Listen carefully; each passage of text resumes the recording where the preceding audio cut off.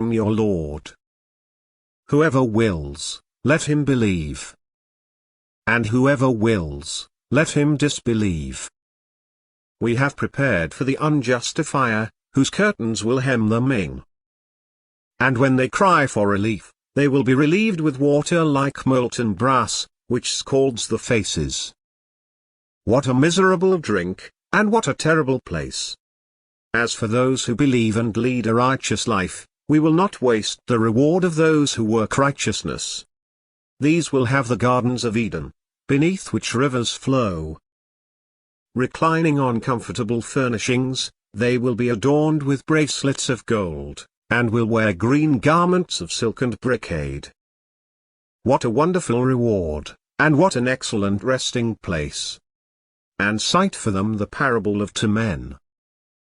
To one of them we gave 2 gardens of vine, and we surrounded them with palm trees, and we placed between them crops. Both gardens produced their harvest in full, and suffered no loss.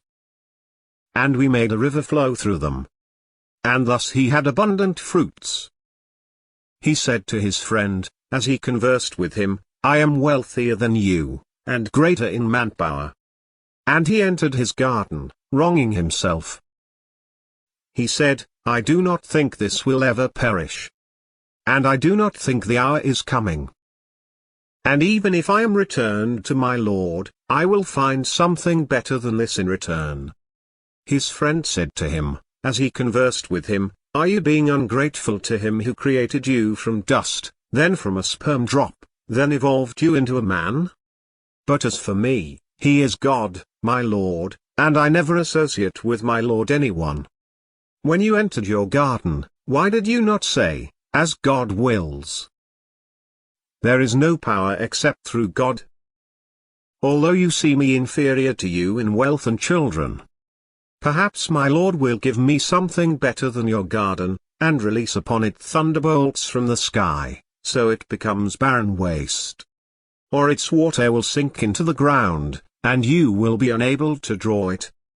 And ruin closed in on his crops, and so he began wringing his hands over what he had invested in it, as it lays fallen upon its trellises.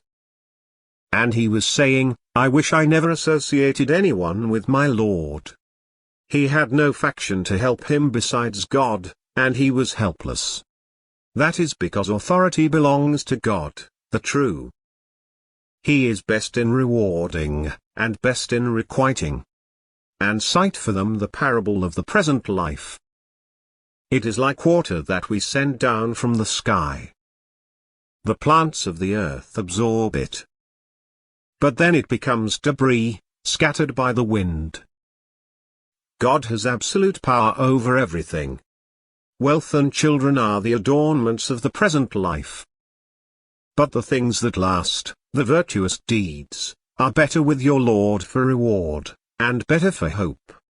On the day when we set the mountains in motion, and you see the earth emerging, and we gather them together, and leave none of them behind, they will be presented before your Lord in a row.